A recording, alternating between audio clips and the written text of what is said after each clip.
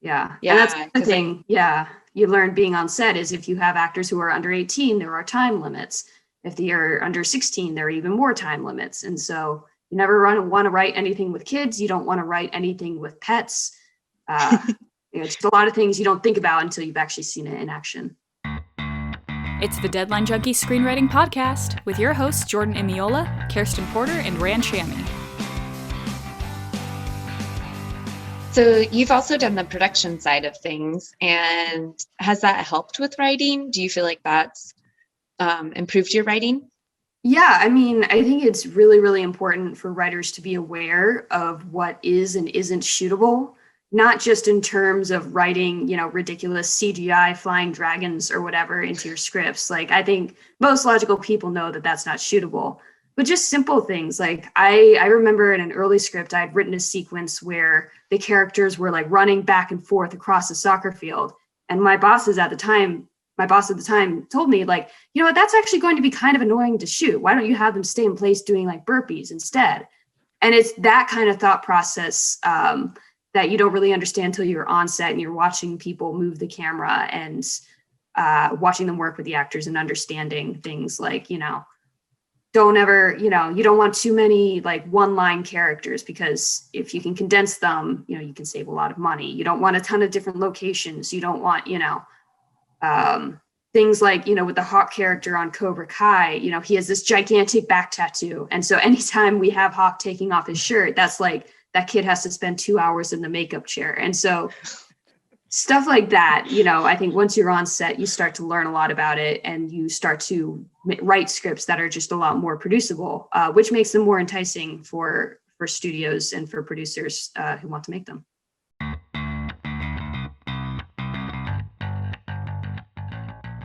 Yeah. Jump in here for some like strong context. Like I grew up on a dirt road in the country, and I chopped firewood for warmth. And we didn't have like an uncle we could call for Hollywood. We didn't have agents. We didn't have managers. I went to NYU Film School. I shot weddings and bar mitzvahs to put myself through college, and worked 3 jobs at NYU. And so, no, it wasn't a matter of like, yes, I will call my wealthy uncle and we'll make a movie. It was a matter of, we wrote a script and we said to ourselves, no one's going to give us $100 million to make that epic that I have sitting on the shelf, those 5 scripts I wrote before I got here. But I knew that, look, I'd been making commercials professionally for years. And you want to talk about frustrated producers, there's a long laundry list of people who end up there. But more importantly, it really came down to, look, there's a lot of ways to make a movie. I'm a French citizen. We qualify for the EU grant. And the dream was really like, let's make something that's small enough that we have control, that we don't have to wait for other people to say, yes, you have permission to make your film now. I've read it, here's your permission. It was really like, if you can cobble together enough, Ruin is a script, just by way of context, it takes place with 2 actors in the woods. Like the majority of the film is just 2 people standing around and talking about this stuff. And that was the jump. But we married it to a genre, to a time period and a place in time that brought a lot of historical context to it. So that's really our journey for us. It was starting by, and I tell this to film students and in meetings all the time, just anyone who wants to make movies, it's like, write something that you love and are really passionate about. Don't write something that you think other people will love. Not only is it very transparent, there's just something that's missing when you try to tell stories for somebody else. I think that's true on the biggest levels when you're doing a $200 million movie like Eternals, and it's true when you're writing a $200,000 movie like Ruin, and we wrote that script because we believed we could make it. And I think that's a really important thing, is that you have a different, state of mind when you're writing a movie for yourself.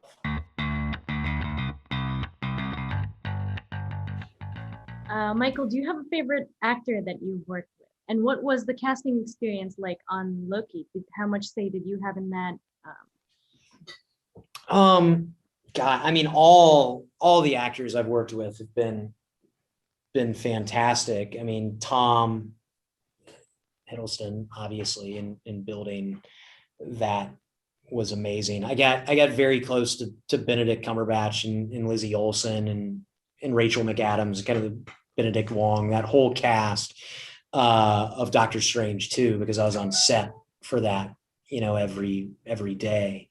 So all those guys I feel particularly close to, because we made that movie together over in London, locked down during a pandemic. and it feels like we went to war together.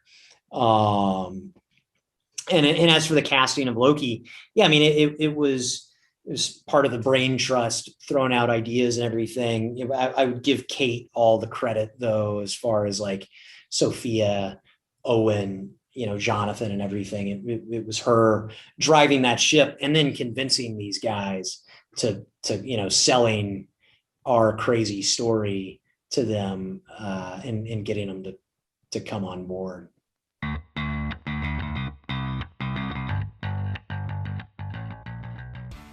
Is there any good story you have with Becker? Just, you know, we had an amazing writer's room.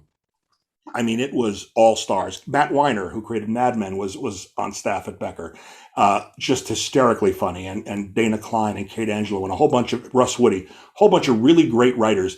And as fun as the show was, it felt like we all got to sort of hit doubles instead of home runs. And then Ted Danson would go out and sell the hell out of them.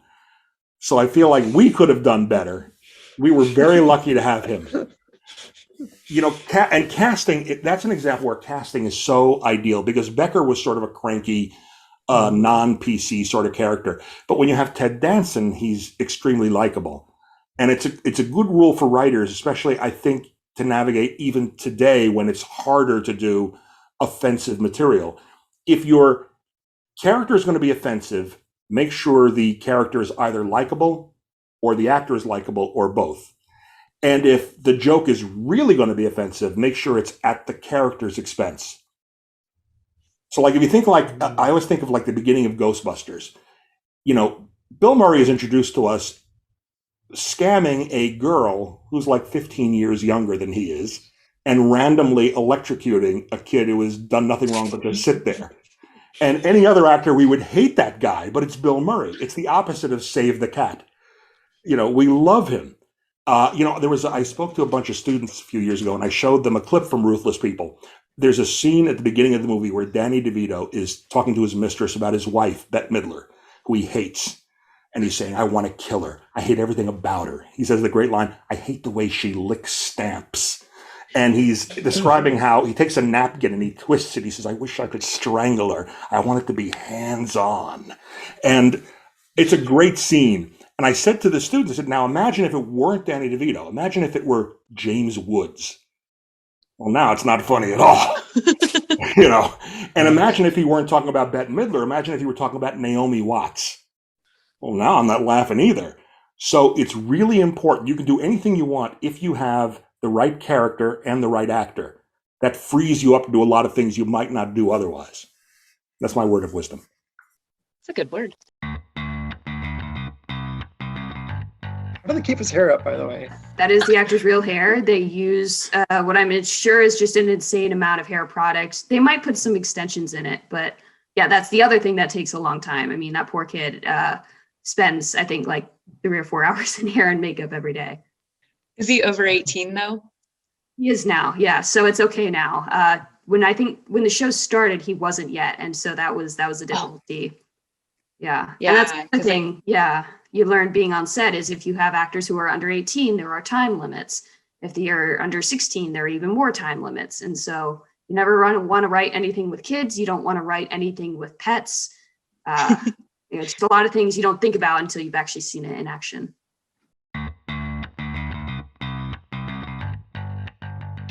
And the sound with the title cards, like that, like Yeah. I love that. Yeah. Those title cards are awesome. I don't know how. That's like the saddest part of writing. Was that your in this. pitch? No, yeah, that was it.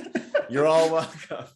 No, that's the saddest part of writing in this current climate is so many shows you write and then, well, especially in COVID, in this case, like you write them and then they go into production and all the writers are sort of released and you know, go on to other stuff.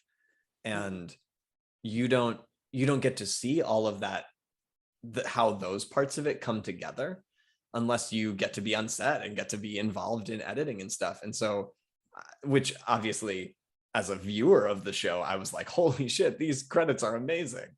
But it's just so, knowing the people who are making the decisions, I was like, man, I really wish I could have seen like all the thought that went into that, because I'm sure there was. Yeah. So a question our friend Samara had, who's part of the Deadline Junkies community, is how involved are the actors in the process? I mean, the most involved is clearly Cedric, because he's the executive producer. Yeah. Max gets involved a little bit, but if any actor has any issues with a line, yeah, everybody's free to come to the showrunners and be like, hey, you know, I'm not really feeling this, or they'll go to Cedric first, and Cedric will relay it, and then it's just easily change it. But you know, if any, you know, it's try to be mindful and respectful to all the actors. Mm-hmm.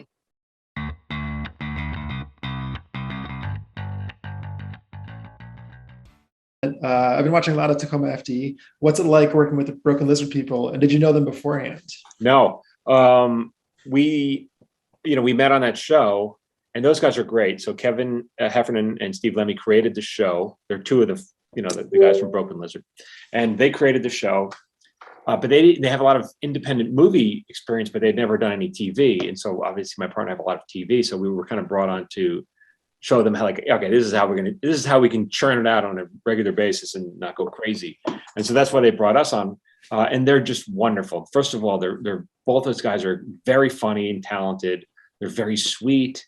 It's very important for them to have a room where like people are cordial and friendly and not mean, and it's not nasty. So they just couldn't be easier and easier to work for, just more lovely people. So, and then of course they're in the room, you pitch a joke or a storyline and you go, hey, what do you guys, you want to play that? Are you okay playing with that? And they're like, and then you kind of tone it or you change it to, that's one of the advantages of having the actor in the room, because you know if they're going to be able to sell it or not.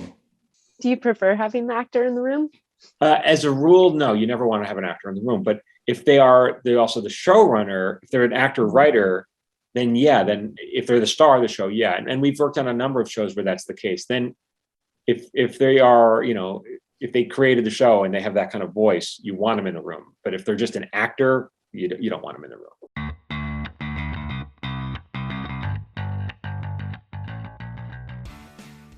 Chloe Zhao did an amazing job directing this. What was it like working with her? Did you meet with her all the time? Was it like once a month? What was the process? So Chloe, so we came on internals basically first, and so we wrote a couple of drafts before Chloe came on, and so when Nate told us it was going to be Chloe, we were just incredibly excited because we had seen the writer and we just loved that movie and knew that she was a very special filmmaker. And then so when we finally met, there was just like so much synergy between our visions for the movie and even our pitch materials. We got to share kind of notes about winning the job, and there was just like so many things that overlapped in her pitch with our pitch. So that was really exciting. And I would say too that like I didn't really know Chloe as a person. I only knew her work, and I was really like pleasantly surprised by how kind of like just relaxed and casual and funny she is. I remember a lot of the meetings that we had, we would have these like story sessions that would go on for like 4 or 5 hours. And at the end of every one, my sides were hurting because we were just all like telling so many jokes and like giving each other shit and just having like such a good time. So we did these couple drafts, and then Chloe came on, and then we did a couple of drafts with her as a director. But at the time, she was also directing Nomadland, and she started shooting, I think, shortly after she came on the movie. So we would only see her like sporadically, would see her like once a month, and then we would have like a really, really long session where we would just go over all these notes and discuss a bunch of ideas. And then she would go back out to South Dakota or wherever she was at the time and just keep filming. So yeah, it was really. It was a great balance. I think she brought a lot of stuff to the project that just kind of helped amplify all the themes and ideas that we were already interested in exploring.